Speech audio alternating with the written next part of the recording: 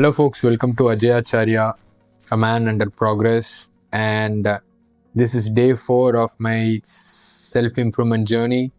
And I would like to say that this is not, a very much of a productive day consumed by, I got just consumed by procrastination and too much of delays.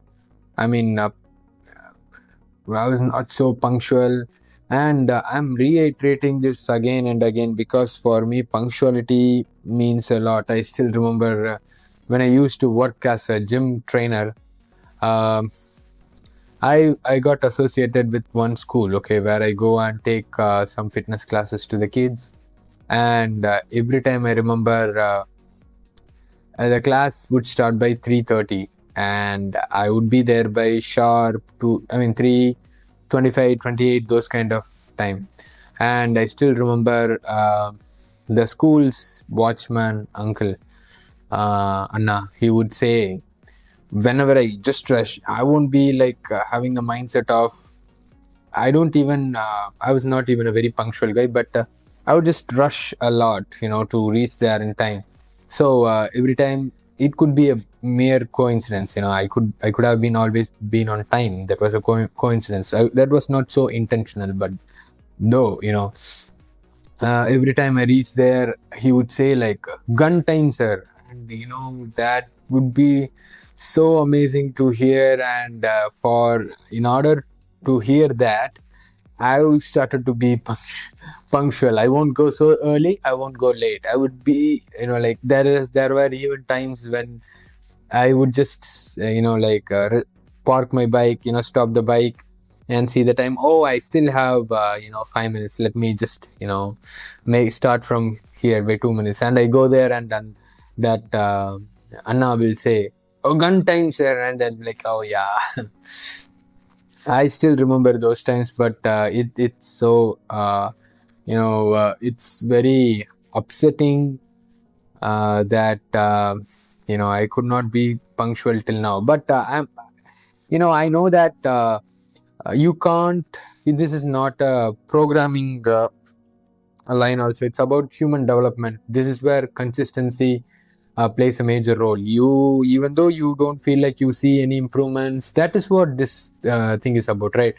Everybody wants to just hop into some new habits and think that within 1 day or 2 day, everybody will be like, "Oh yeah, I did well, everything is well." And even in social media, I can see that everybody posting some clips of random clips within 30 seconds, saying that they are being so, they have their disciplined, they have good consistency. But I'm not here to judge anybody, but I can speak for myself. But I'll tell you, man, if you want to improve yourself, that's not very easy in this time. And because I'll tell you one thing, if we are going to a very remote place where there are no external stimulations and no distractions, it is fine. But living in a city or living in a place where you have constant access to information and constant stimulation, it will take some time. So that's what I'm trying to say. And I'm also so frustrated to see that I'm not making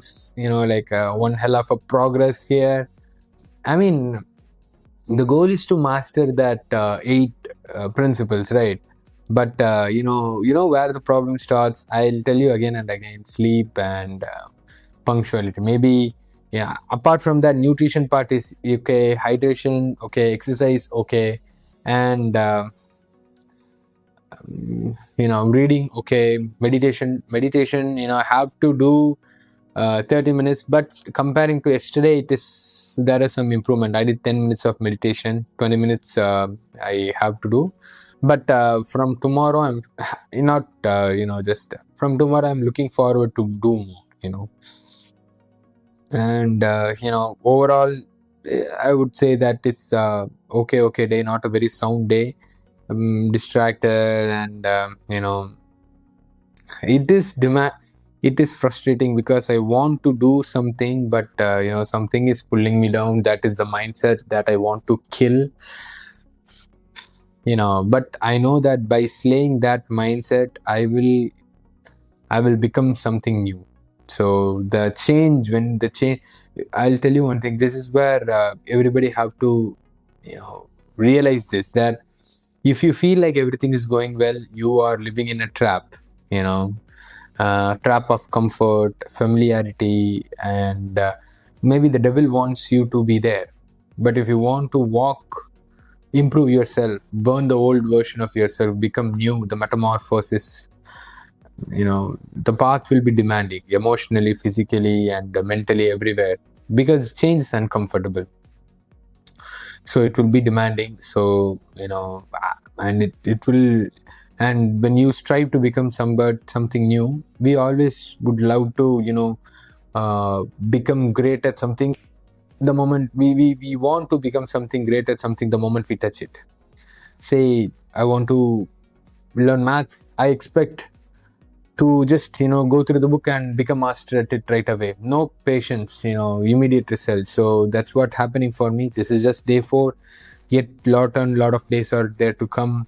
I'm I'm excited for that. I know that I'm not going to back away from that. So I'm excited. And today, one beautiful thing that happened is I met one interesting person. We had a very long conversation, and he shared lot of things about how to make HFC, Holistic Fitness Club, grow big. And it was so insightful, and at the end of the day, it made my day better. So not a sound day through the days, but I felt that the conversation was so worthy. It was like he just shared so much information to that I see that it's a message from the the universe, saying that look, you are on the right path, you should do this and this. Because I think when two people meet, there should be some reason behind that. So let's see. And apart from that, I think that I have mentioned that I'm reading Extreme Ownership. And I think in the last video or the video before that, I have shared about the first chapter of what I read in Extreme Ownership. The second chapter is it is about there is no bad team. It's about it's a bad leader. So it's only the bad leader. So I want to improve my leadership skills also. That's why I'm reading this. I think I would have mentioned it earlier that every person who is in a position to lead somebody or to take like in some position, they have to read Extreme Ownership. So the second chapter is about sometimes when a team is not performing well, what is the immediate response from the person in from the chain of command, from the higher chain of command, is, oh, because of that guy, it didn't go well. And there would be, and they will just start blaming the team. I have big aspirations, I am this, I'm that, but these guys are not supporting me. But honestly, man, after reading this, I could be also one among them. But after reading the chapter, I realized that there is no bad team, but there's only bad leader. So it's a responsibility of the leader to inspire and communicate what they want to achieve as a team, and to make the team realize that they all have important role to play. It's all comes under the responsibility of a leader. So if you want to win, then the goal is to it's not about choosing a winning team, it's about creating a winning team. It's making it's a a metamorphosis of making a worthless team to become worthy. See, it's worthless in the sense, I wouldn't say that everybody there is a worthy person or not unworthy person. I say a demotivated, a confused, a team without clarity, bringing them together, making them realize their own potential, and making them believe in themselves, their cause, what they are moving towards. These kind of traits will make any ordinary team a winning team. That's what I'm trying to say. it's not about choosing a winning team and making them win. It's about making an ordinary team an extraordinary team. That is where the real leadership hides, making the team realize their own ability, making them believe in themselves. So I think this chapter taught me about that, and I will try my best to do that also. And apart from that, yeah, this is what I got today. Yeah. uh, let's catch up tomorrow. But I'm telling you, my friend, if you are also going through these kind of variables, I mean state where you are a little bit confused, look, this is the price of transformation. It's not a very smooth one. It is a very tough price to pay, because there will be a very tough price to very expensive price to pay, because everything that would have worked out is working, is making you stay at the same place. So in order to do something new, become something new, you have to try something that you haven't tried before, that we haven't tried before. So when doing that, we would be confused, there would be some unclear state. These are the points where people won't share, I think. And I have seen people just saying that, oh, I have transformed from this to this, but I haven't seen that much of input from what all things they have gone through, to become that. I'll tell you one thing: there will be lot and lot of confusing state, and there will be lot and lot of guilt that I'm overcoming, because you want to do something, you have certain goals, but yet you there will be situations where you couldn't do that. It's terrible. But I think that guilt is a very good thing to have, because it reinforces you that, okay, look, you have to work on yourself. That is self accountability, I think. But we should never beat ourselves up, saying that, oh, I can't do that. Because whenever I truly believe that there are two inner voices that we have. One is the inner voice of support, and the other inner voice is not so supportive.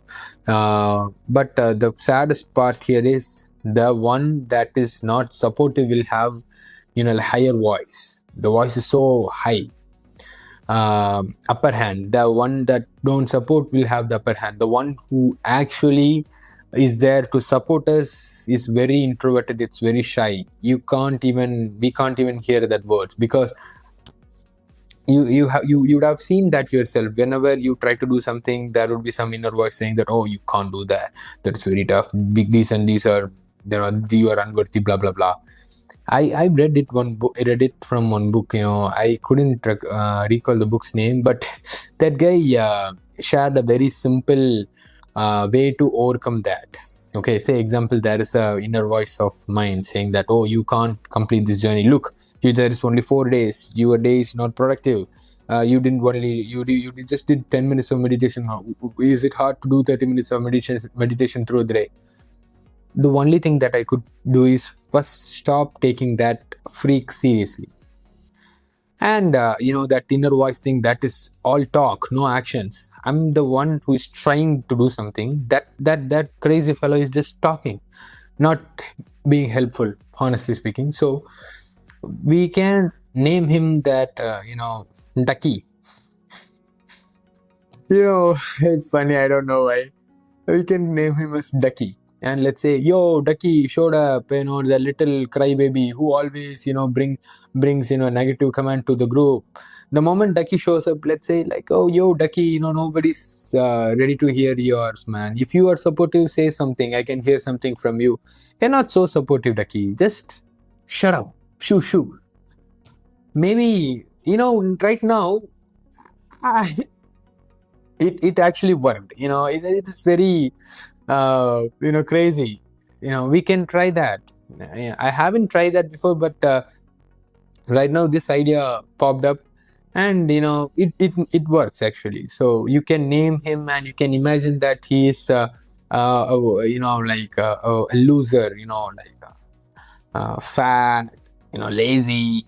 Just imagine that he's just lying down in a bed eating bag full of chips and a couch potato, like and saying you that all the negative comments. Imagine like that. Then you'll be like, it's unreasonable, because you are actually getting out in the field and we are trying, while this crazy fellow sits in a very big couch comfortably having big bag of chips, crunching, munching, having sodas and saying all the negative stuff, and it doesn't make any sense, right? Who is the soldier out there fighting? Us, not that guy. So we can do that, that works. Maybe I will try that for sure. Maybe you can also use this technique. And apart from that, there is another person who is inside you, who motivates you, who knows your ability. But the saddest part is some people acknowledges him and encourages him to show up, say something, but most of the people won't do that.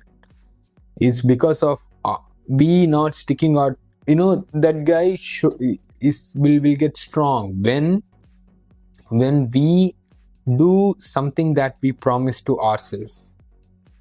When we do that, that guy will get strong. That's why some people are so confident. They know that they could pull it off because they did it. The